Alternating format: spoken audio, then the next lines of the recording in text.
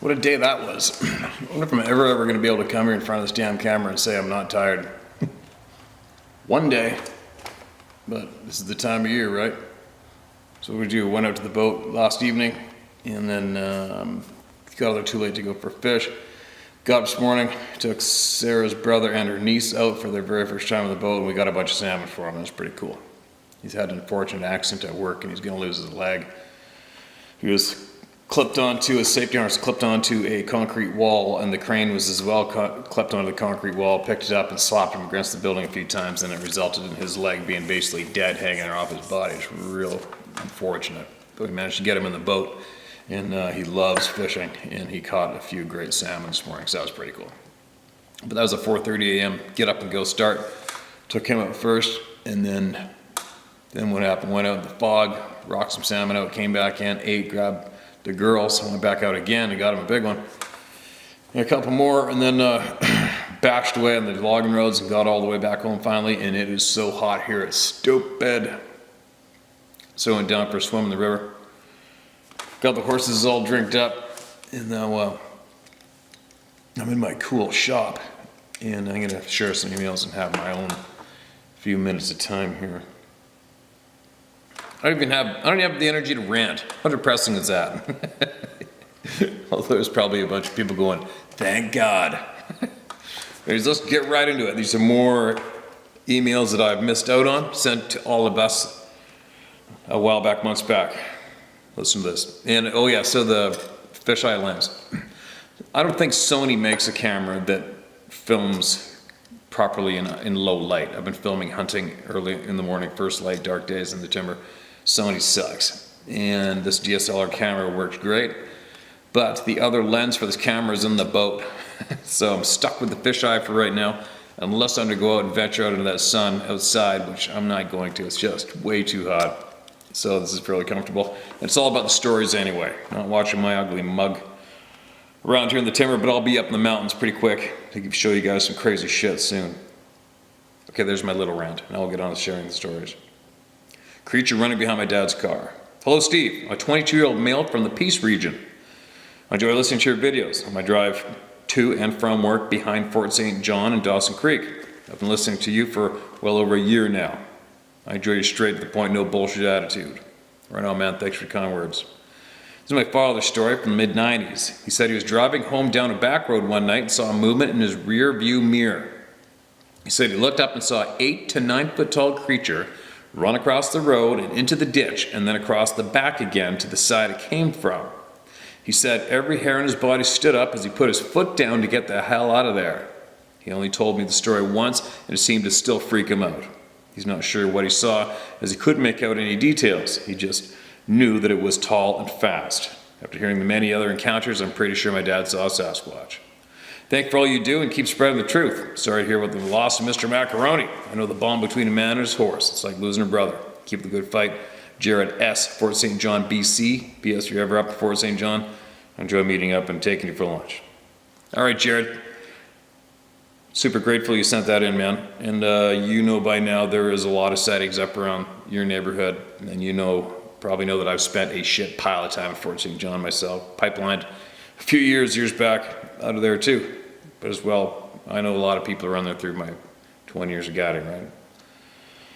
And the Peace region, it's on fire. There's no shortage of sightings in the Peace region. There's just not. They're all over the place. And I guarantee you there's a shit pile of you guys out there at Fort St. John around the Peace region who are too proud or too insecure to admit publicly you've seen these things and you've seen them and you're watching me talk about it right now. I'll guarantee it. Maybe one day you guys can get up a set of nuts and email in your encounter and speak openly with confidence about it, all right? Because it's actually harmless and it'll probably help get some shit off your chest, all right? So let her rip. If you want to, just let her rip and email it to me. Hey Steve, I'm glad you're taking up this topic and are standing up for the truth. I want to tell you about my encounters. First, I need to tell you about my grandfather's stories. When he was young, probably in the 30s, he told my mom these stories and he would tell me the exact same thing. I don't want them to get lost. I'm the only one that can tell these stories. Both my grandfather and my mom are gone.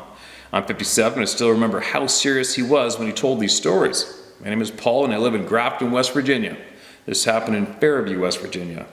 My grandfather grew up there, and he said when he was a kid that in the summertime, when he was at the neighbor's house playing with his friend, if he lost track of time and it started to get dark, he would panic because something would chase him home on his bike.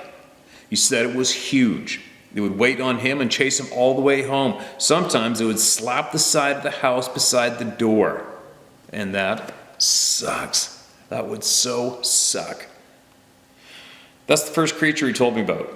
The second one is even more weird. He said that something would jump up into his second-story bedroom window. It was open because they didn't have AC. They would just take out the window. But it would jump up into his window and would pull down his covers.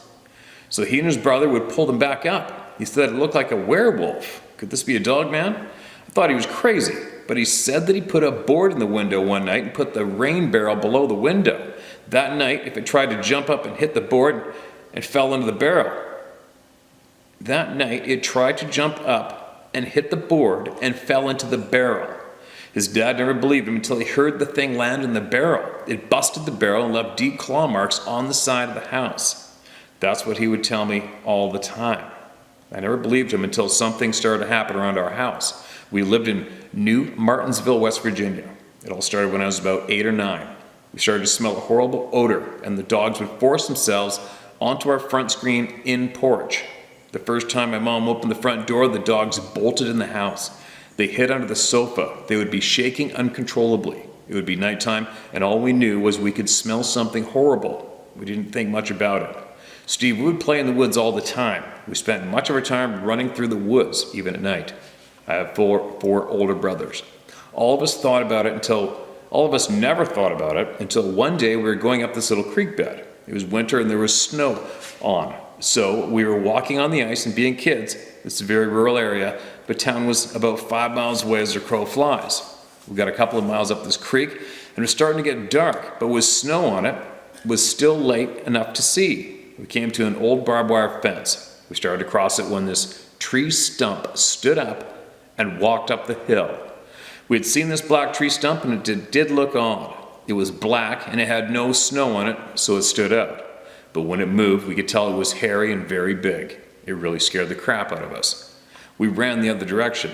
It was then we started to realize that we needed to watch out. Fast forward a couple of years, and my brother and I were running around at night. We had walked to town and were walking back home. Steve was the 70s, and we were young and stupid, but it was summer and we were in great shape and loved to be out. Like I said, we were heading home about 11 at night, and when we got about a mile from home, when this thing stepped out right in front of us, the terror that I felt was almost indescribable. We turned around and ran back about 40 yards and stopped. There it was standing in the road. It was about 9 feet tall. It was slouching a bit and swayed back and forth.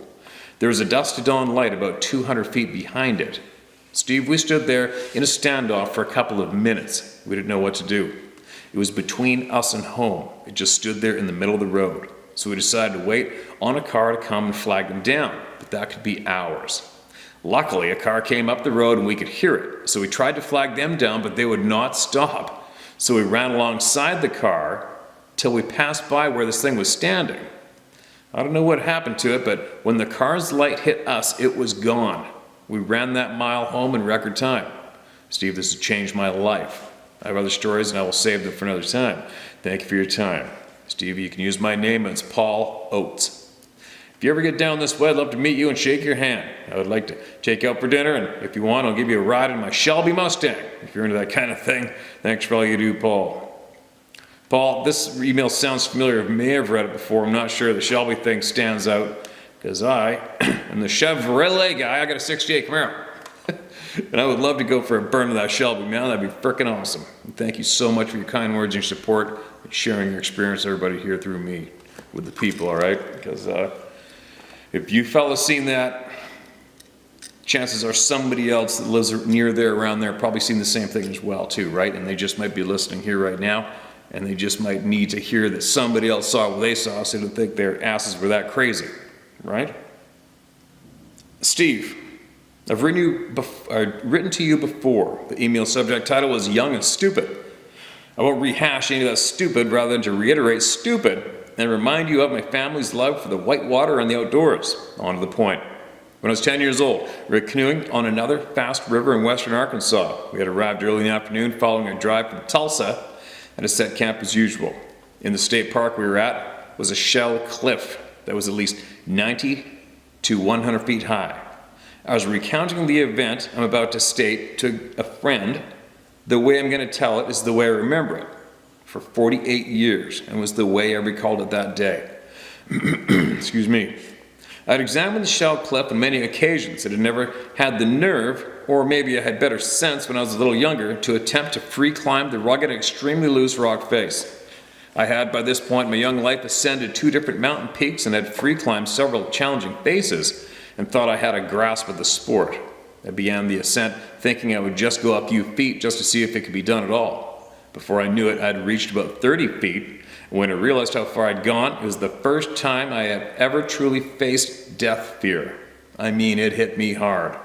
When I looked over my shoulder and I couldn't see the ground, my knees went weak because I knew there was no turning back. The rock was so loose that every time I shifted my weight on the hand and footholds, whatever had the lightest weight would disintegrate under me. Oh, dude, that sucks.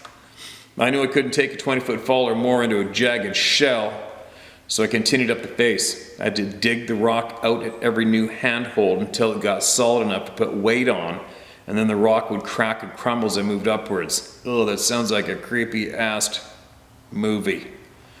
I finally reached the top and crawled to a nearby tree and fell asleep from exhaustion. Yeah, adrenaline will absolutely annihilate you. For about an hour before making my way back to camp.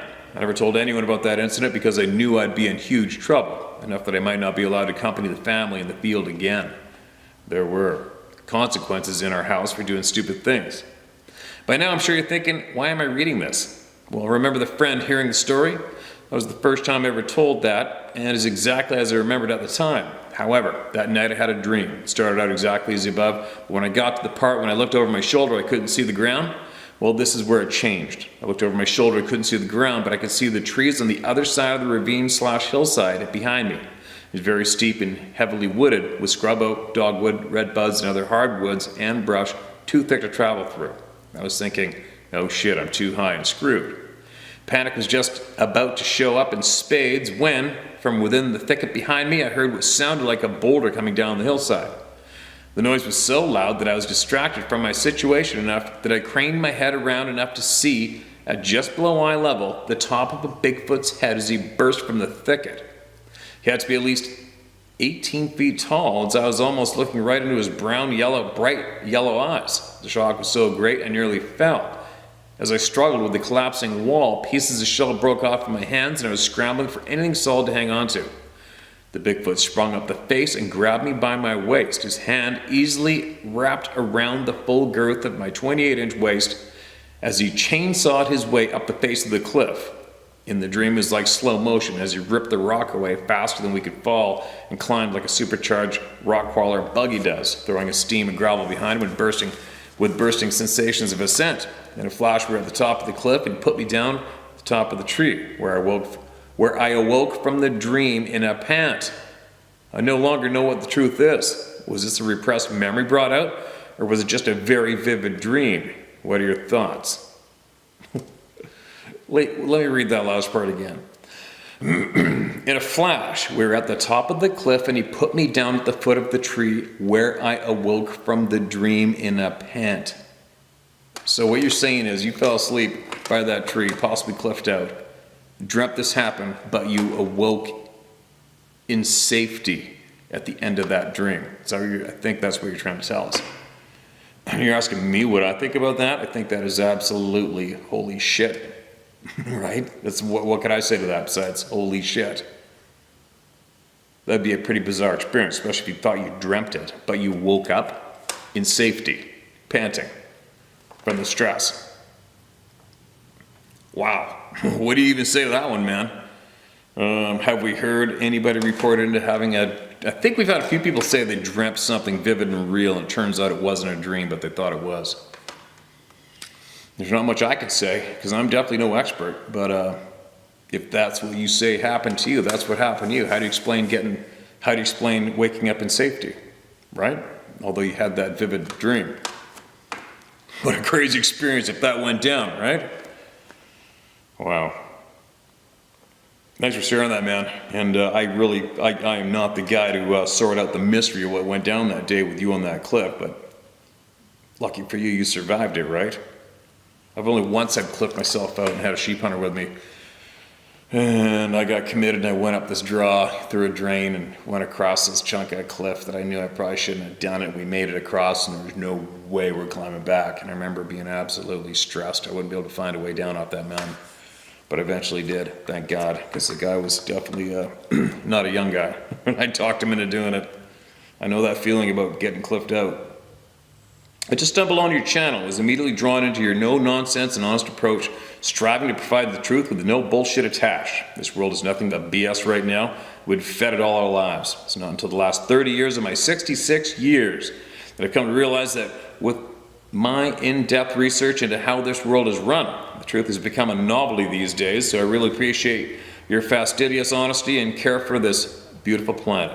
Here's our story from my brother James and I from the mid-70s. You can use our names and the location if you like. Thank you. And thank you for the kind words. Let's get into it. My brother and I were back camping in the depths of the Shenandoah Mountains in Virginia back in the middle 70s. We went to bed in our separate tents, talking back and forth between tents, and we both realized at the same time the forest had got all quiet all of a sudden. And we both instantly got the creeps. We agreed to stifle our speech and just listen.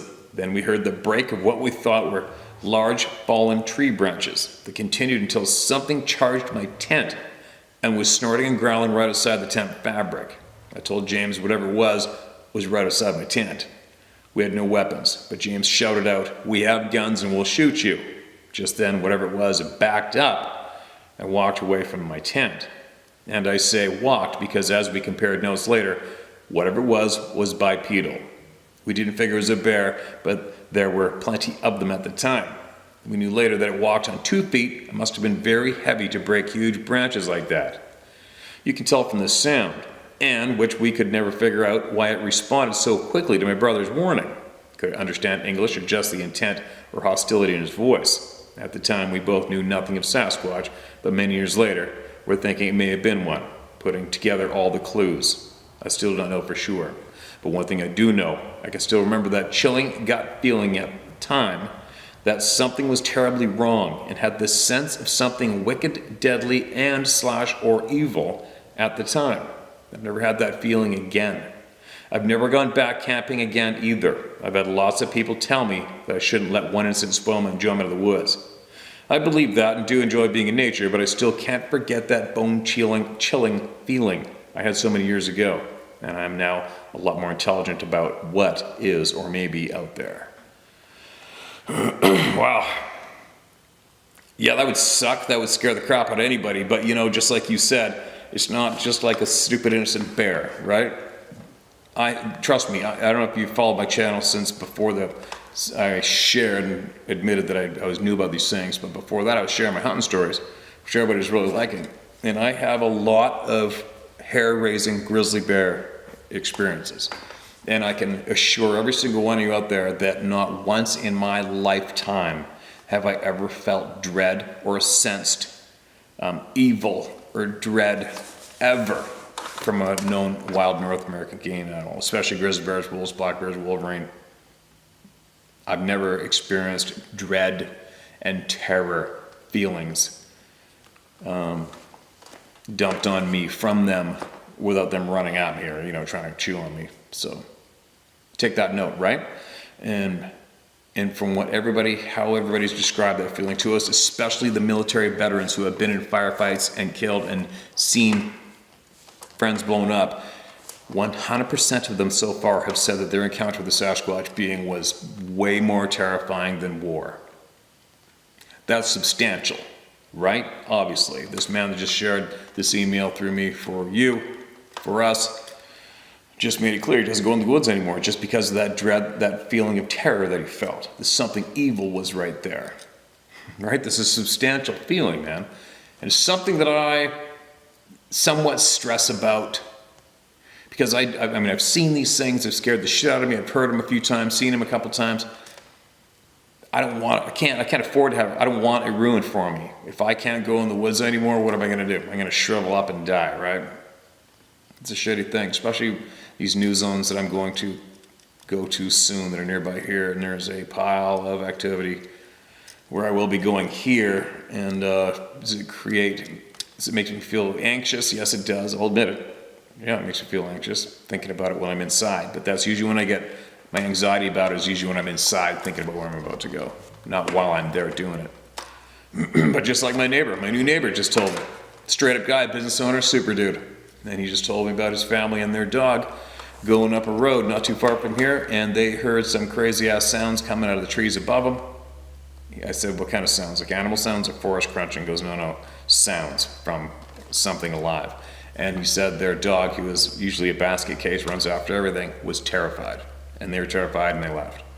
And he also had the employee who's had one run across in front of him and his friend on the Banfield Road, which I was driving on today. So that's just 2 from the first person in the neighborhood I've talked to this about. Boom. 2 different stories out of him, right? It's very, very common. Babbling. Gotta get back to sharing people's stuff here. I hope I haven't read this one, but here we go. This is called Chetwynd, BC Encounter. Chetwynd, tons of sightings, where I had some experiences just last year. Back in the late 70s, I was working as an industrial first aid attendant on an oil rig south and west of Chetwynd, BC. I grew up in the Okanagan Valley on a farm. We hunted deer and birds in the area and traveled to other areas to hunt as well. I'm not a stranger to bears, and I've been up close and personal with a few. I used to take my ambulance a couple of clicks. Well, sorry I read that one. Damn it, why do I have these emails? Oh, here we go. Here we go, finally I found the one that I lost. This is the one with the person who sketched the description. Thank God I found this. I thought about this the other day. All right, here we go. Grizzly vs. Sasquatch sketch. I've read this, but the sketch was great. I shared that on the community page a while back, a month and a bit ago. Hey Steve, you said recently about how you'd like people to send in a sketch of what they had seen. I've always kept a journal of my travels, just for general knowledge. I like to sketch mostly anything I've found interesting, such as mutated fish, weird, crazy animals, etc. I'm definitely not an artist, nor would I ever claim to be one. It's just a hobby to pass the time while I'm exploring. You read my encounter about the bear versus grizzly. I don't like to say story because to me it means just that, a good story. Mine was very real. I don't care if others don't believe, I know it was real, and to me that's all that matters. I would never belittle, scoff, or disbelieve anyone's encounter, ever. They know what happened, and that's what's important to them. I've included a photo of the sketch I made later that day, and also what I had written in my journal. It does not matter if you share what I wrote. I mostly wanted to share this sketch to see if it's similar what others have seen. My journal entry is mostly the ramblings of a very shaken up person at the time. Really brought back that day when I sat down and read it over to share with you. Hopefully the sketch is clear enough to see it. It was done with only a HB pencil and stuffed in an old backpack in my shed for 8 years, so it's gotten a little faded.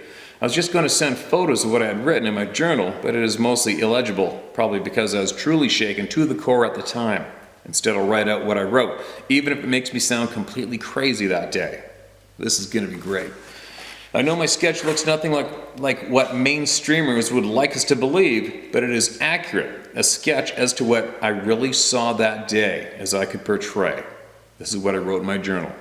July 13th, 2013, temperature 22 degrees, 2:30 p.m., camped at blank off Nordegg River Road. Tents up, bedding in, gonna fish for my supper.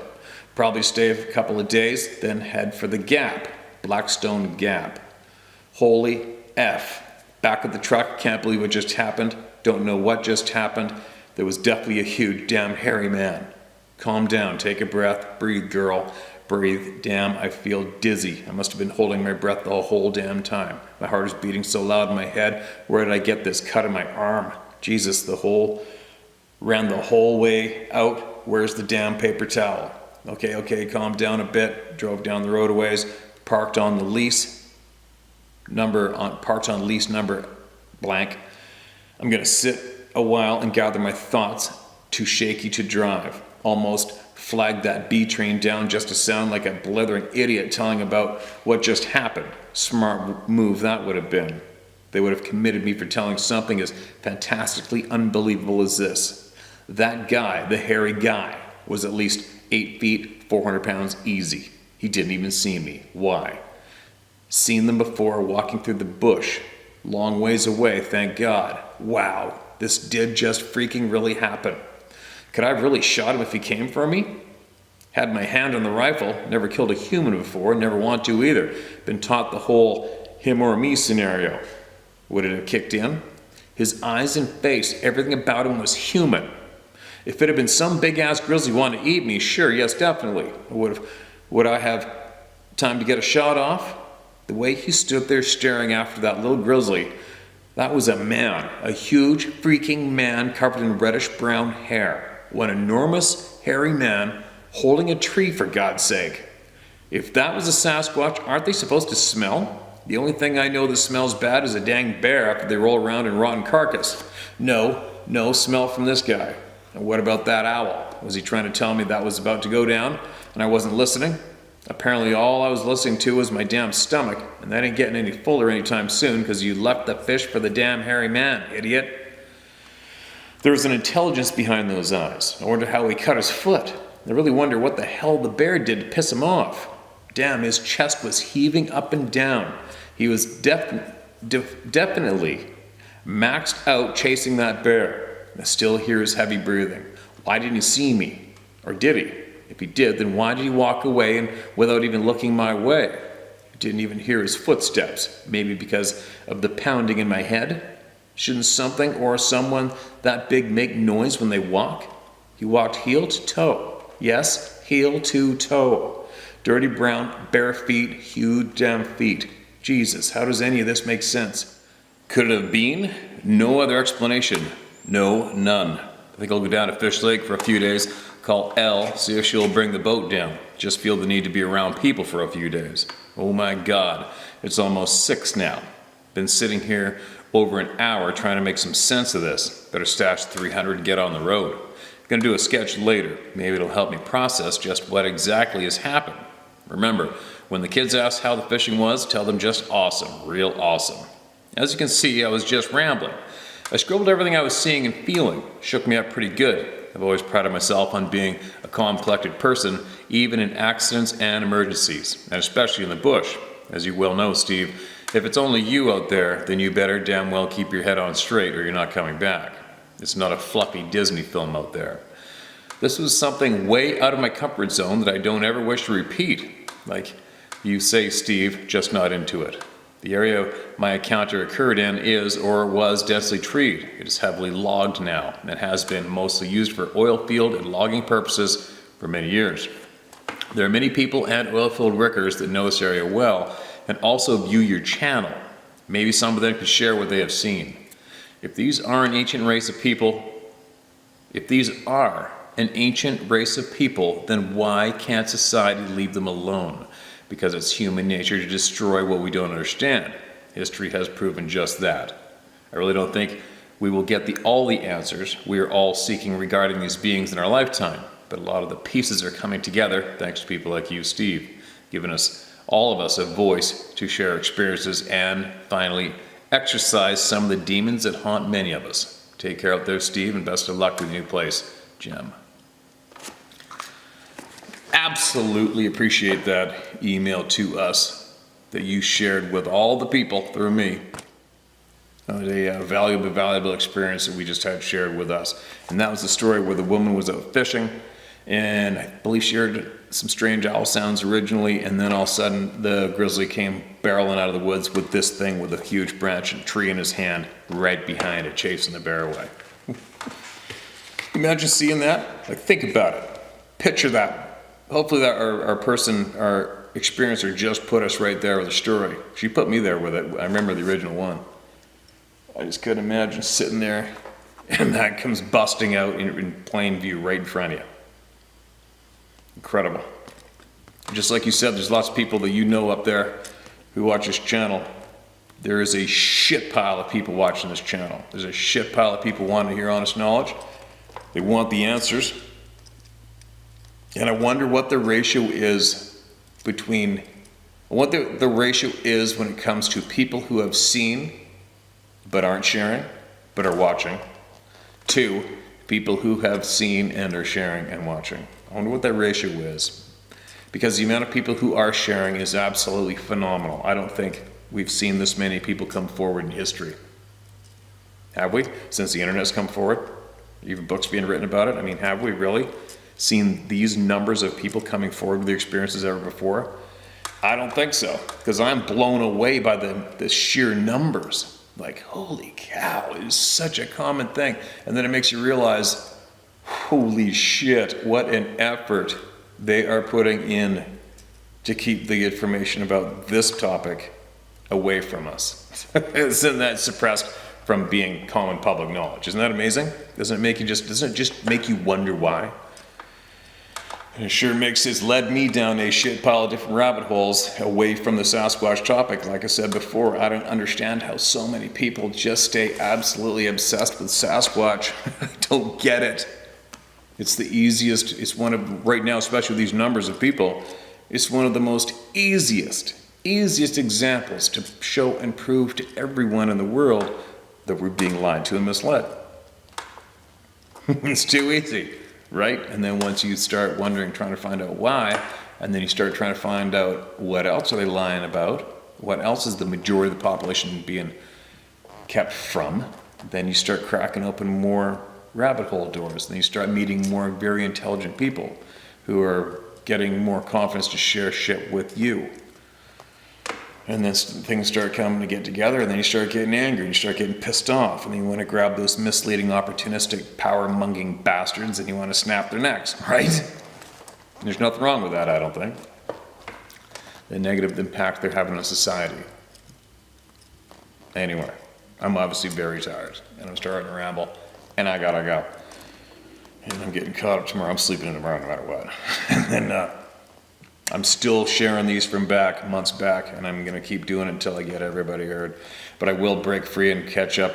I haven't even cracked open the emails for over a week. You imagine how many emails are in there right now? I'm almost scared to crack open the emails right now. See how many pages and pages and pages there are people emailing in.